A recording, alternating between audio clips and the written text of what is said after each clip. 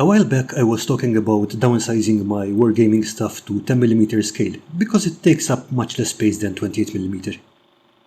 What I didn't have back then were miniatures, but I recently came across a bundle from ROK Miniatures with 2 armies and some terrain, so I gave it a shot. This is not a sponsored video, but Richard's service was well beyond expectations and he more than deserves a shout out, and I'm always happy to preach the 10mm gospel. So let's have a look at what we get in the box. First up, bases for everything. Hardly the most exciting part, but I appreciated that the bases are sorted by army. That will make things easier when I get to assembling them. Also included was a bag of flock. I don't think I will be using this, but it's definitely going into my stash of basing materials. Next up, a bag with tiny dice and a dinky little measuring tape. The dice are a bit too small for my sausage fingers, but the tape is nice and much handier than the 8-meter beast I usually use. With that out of the way, time to dig into the fun stuff. The box includes some terrain, starting with these trees of Richard's design. They came pre-painted and I really like the look of them, but I haven't decided whether to rebase them or not yet. The foliage on them shed a little in the box, so I think I might reinforce it with a little PVA glue at some point. That said, I'm impressed that so much held on. The shipping box looked like the postal service tried to feed it to a bear, so these trees are definitely very durable. Apart from the trees, there were also these houses from the Leichheim set by 3D layered scenery.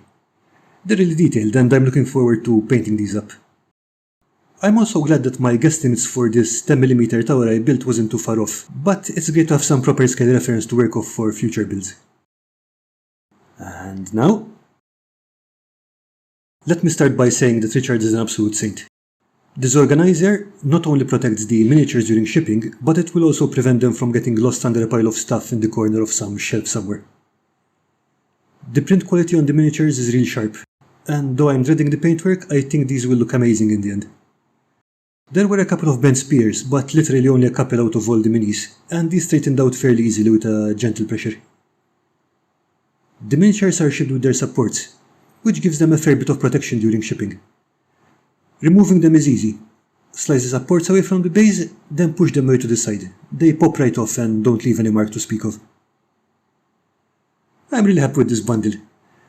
The Knights and the Chaos Forces I got will keep me busy for a while, though the High Elf set looks tempting.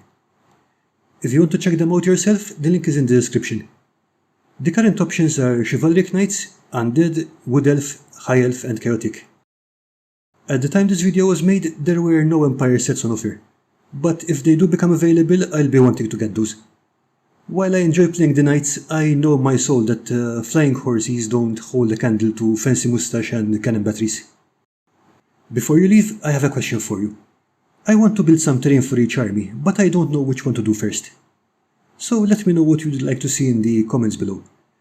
Terrain for the demon worshipping Chaos army, or the Arthurian inspired Knights? Now I'm off to get these guys table ready. Bye!